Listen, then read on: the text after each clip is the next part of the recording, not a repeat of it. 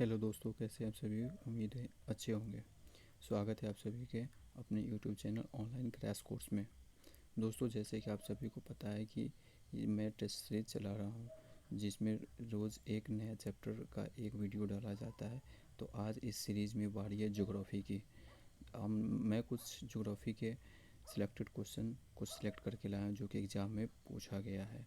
तो आइए देखते हैं most important question of geography के कुछ महत्वपूर्ण प्रश्न।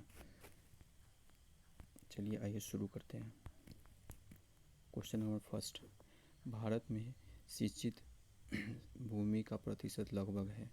ए में 45%, बी में 65%, सी में 35% और डी में 25%। बात किया जाए सिंचित जो कि सिंचाई करने योग्य भूमि है, तो वो है भारत में 35%। इसका सही आंसर हो जाएगा ऑप्शन नंबर सी। अगर बात किया जाए भारत में एग्रीकल्चर जिसमें खेती किया जाता है, तो उस वो है 60.4%। और अगर बात किया जाए भारत में कितना प्रतिशत वन है, फॉरेस्ट, तो फॉरेस्ट की बात किया जाए तो इंडिया में फॉरेस्ट का प्रतिशत है 22.08% फॉरेस्ट है। और कृषि करने योग्य भूमि 60.4% है। और सिंचित भूमि की बात किया जाए तो 35% भूमि को सिंचाई किया जाता है कृषि के लिए। चलिए आइए देखते हैं नेक्स्ट क्वेश्चन। क्वेश्चन नंबर 2,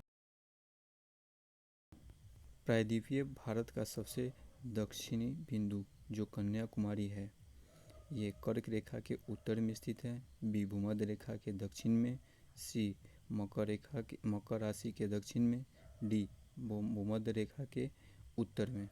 बात किया जाए हमारे सबसे साउथर्न मोस्ट पॉइंट है कन्याकुमारी, वह किधर स्थित है, तो यह भूमध्य रेखा के उत्तर में, यानी भूमध्य रेखा जो हमारा इक्वेटर है उसके नॉर्थ में स्थित है। बात किया जाए तो ये हमारा जिसपे हमारे अर्थ को दर्शाया गया है, और ये इसको यहाँ से बीचों बीच से इक्वेटर गुजरता है। और 23.5 डिग्री उत्तरी अक्षांश को कर्क रेखा और 23.5 डिग्री दक्षिणी अक्षांश को मकर रेखा कहा जाता है। और जो हमारा इंडिया है ये यहाँ पे सिचुएटेड है, और यहाँ पे ये कन्याकुमारी सबसे लास्ट पॉइंट पे है, और ये इक्वेटर के इधर है, तो ये नॉर्थ में है। ठीक है। अगर बात किया जाए कर्क रेखा, ये 23.5 डिग्री, तो ये हमारे इंडिया को 2 बराबर भागों में विभाजित करता है, और ये 8 राज्यों से होके गुजरता है। और राज्य कौन कौन से हैं आइए उनको भी देखते हैं।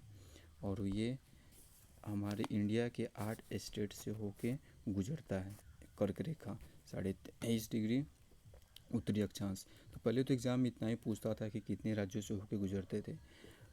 अब आजकल थोड़े से क्वेश्चन घुमाने लगा, इसको दे देगा ईस्ट वेस्ट से वेस्ट टू ईस्ट, इसको सजाने के लिए। तो सबसे पहले ये कर्क रेखा गुजरात स्टेट में आता, उसके बाद राजस्थान, उसके बाद मध्य प्रदेश एमपी में, उसके बाद छत्तीसगढ़, उसके बाद झारखंड, उसके बाद वेस्ट बंगाल, उसके बाद त्रिपुरा, उसके बाद मिज़ोरम। ये हमारे 8 स्टेट हैं जो जिससे कर्क रेखा पास करती है। सबसे पहले बात करें तो ये गुजरात में इंटर होता है, उसके बाद राजस्थान, उसके बाद मध्य प्रदेश, उसके बाद छत्तीसगढ़, उसके बाद झारखंड, उसके बाद वेस्ट बंगाल, उसके बाद त्रिपुरा और उसके बाद मिज़ोरम में जाता है। पहले क्वेश्चन ऐसे पूछ लेता था कि किन किन राज्यों से होकर गुजरता है। आजकल क्वेश्चन घुमा के पूछ रहा है कि उनको क्रम में सजाइए, ईस्ट से वेस्ट दे देगा, फिर वेस्ट से ईस्ट दे देगा, तो कहीं भी डाउट नहीं होनी चाहिए। आइए देखते हैं नेक्स्ट क्वेश्चन।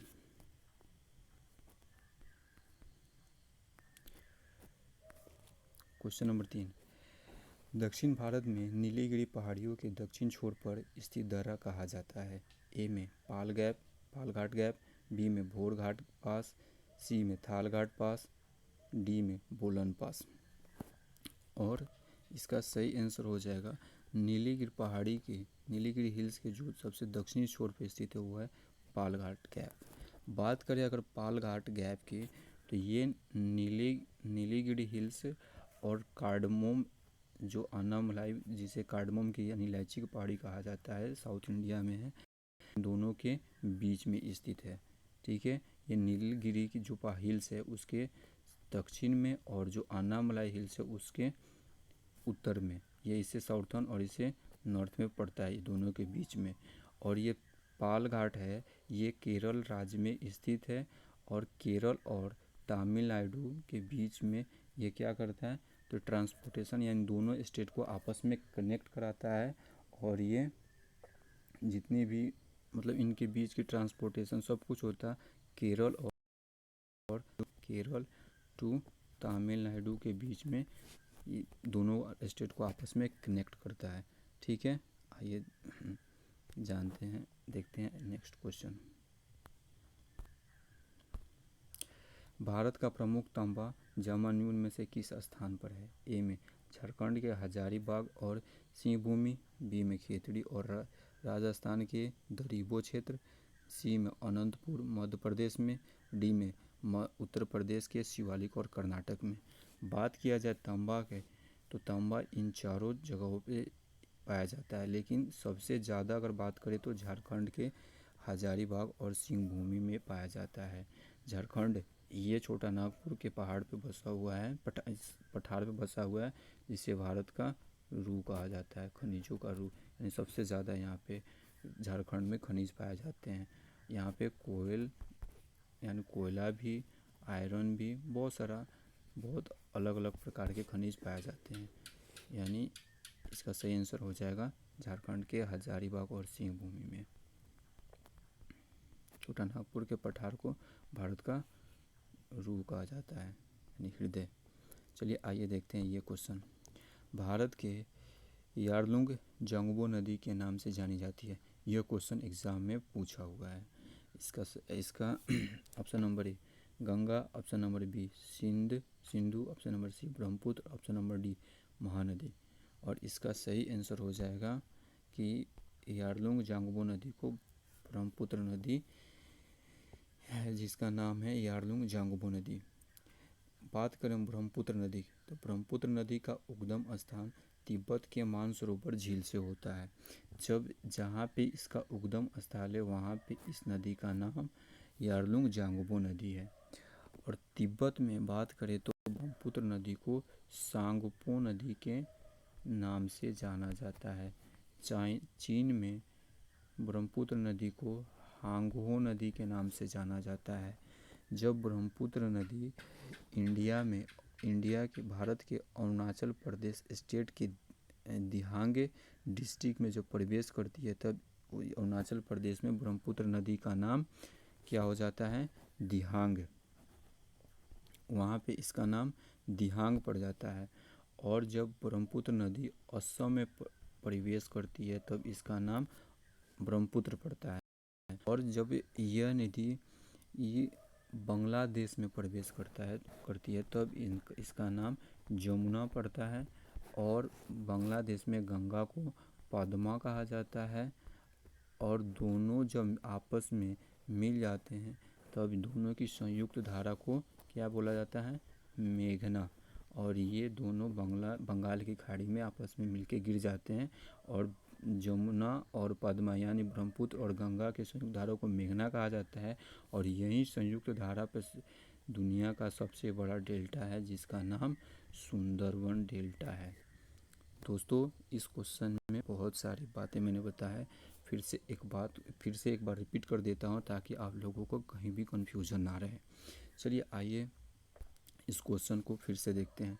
अगर बात करें तो यारलुंग जांगबो, तो यह ब्रह्मपुत्र नदी का नाम है। जब ब्रह्मपुत्र नदी तिब्बत के मानसरोवर से निकलती है तब वहाँ पे नाम यारलुंग जांगबो नदी होता है। और तिब्बत में ब्रह्मपुत्र नदी को सांगपो नदी के नाम से जाना जाता है। अगर चीन में ब्रह्मपुत्र नदी को हांगहो नदी के नाम से जाना जाता है। भारत के अरुणाचल प्रदेश राज्य में ब्रह्मपुत्र नदी के दिहांग नाम से जाना जाता है। और असम में ब्रह्मपुत्र नदी को ब्रह्मपुत्र नदी के नाम से जाना जाता है। वहीं ब्रह्मपुत्र नदी जब बांग्लादेश में चली जाती है तब वहाँ उसका नाम जमुना हो जाता है। और बांग्लादेश में गंगा नदी का नाम पद्मा हो जाता है। और जब जमुना और जब ब्रह्मपुत्र और गंगा आपस में मिल जाती है तब दोनों के संयुक्त धारा को मेघना नाम से जाना जाता है। और यही मेघना के तट पे सबसे बड़ा जी दोनों डेल्टा बनाती है जिसका नाम सुंदरबन डेल्टा है। अगर बात करें तो ब्रह्मपुत्र नदी की लंबाई 2900 किलोमीटर है। ये पूरी है। अगर इंडिया में इतना नहीं है, इंडिया में बात करें ब्रह्मपुत्र नदी की लंबाई तो 1300 किलोमीटर के आसपास में है। ठीक है, उम्मीद है अच्छे से समझ आया होगा, क्लियर हो गया होगा। चलिए, अगर क्लियर नहीं होगा तो कमेंट बॉक्स में ज़रूर बताइएगा। मेरा उम्मीद है क्वेश्चन पढ़ाना नहीं, क्वेश्चन के साथ साथ कंसेप्ट भी क्लियर होना चाहिए ताकि उस क्वेश्चन से रिलेटेड कोई भी बात एग्ज़ाम में पूछे तो आप ज़रूर बता दें, ज़रूर बना दें। चलिए आइए देखते हैं next question. Question number 6, Salal परियोजना किस नदी पर है? ए में चिनाब, बी में झेलम, सी में रावी, डी में सतलज। बात करें सलाल परियोजना तो सलाल परियोजना ये चिनाब नदी पर स्थित है। और ये चिनाब नदी ये कहाँ है तो जम्मू एंड कश्मीर में, ये जम्मू कश्मीर में पड़ता है। और ये सलाल परियोजना 1920 में बनाया गया था और 1970 से यहाँ से बिजली उत्पादित किया जाता है। ठीक है, और यहीं चिनाब और झेलम के तट पे सिकंदर और पोरस के बीच लड़ाई हुआ था जिसमें सिकंदर विजयी हुआ था और पोरस हार गया था, जिसका जिक्र मैंने पिछले हिस्ट्री के वीडियो में किया था। तो एक दूसरे से कोरिलेट करके पढ़िएगा तो ज़्यादा याद होगा। चलिए आइए देखते हैं next question. Question number 7, Bharat द्वारा कवर की जाने वाली पृथ्वी की सतह का प्रतिशत है? ए में 2.4%, बी में 3.4%, सी में 4.4%, डी में 5.4%। और इसका सही आंसर हो जाएगा कि कुल पृथ्वी के सतह को भारत द्वारा कवर किया गया है 2.4%। वहीं अगर बात किया जाए तो खेती जो एग्रीकल्चर योग्य भूमि है अभी मैंने बताया था वो कितना है तो 60.4%। एक क्विक रिवीजन भी हो जाएगा। और वन की बात करें फॉरेस्ट तो वो कितना है 22.08%। और वहीं अगर बात किए भारत पृथ्वी का कितना प्रतिशत कवर करके रखा है तो ये 2.4% भूमि। अगर कुल पृथ्वी जो है सारे देश का, अगर यहाँ पे इंडिया में कितना पॉपुलेशन यानी आबादी रहता है तो पूरे का 17%। इसी से देख लीजिए कि रेशियो क्या है। भूमि को बात करें तो भूमि 2.4% और पॉपुलेशन का बात करें तो पॉपुलेशन यहाँ पे 17% निवेश करता है। चलिए आइए देखते हैं नेक्स्ट क्वेश्चन। उपग्रह डाटा के अनुसार भारत का वर्तमान वन क्षेत्र है? ए में घटती जा रही है, ए में बढ़ती जा रही है, बी में घट रहा है, सी में स्थिर और डी में इनमें से कोई नहीं।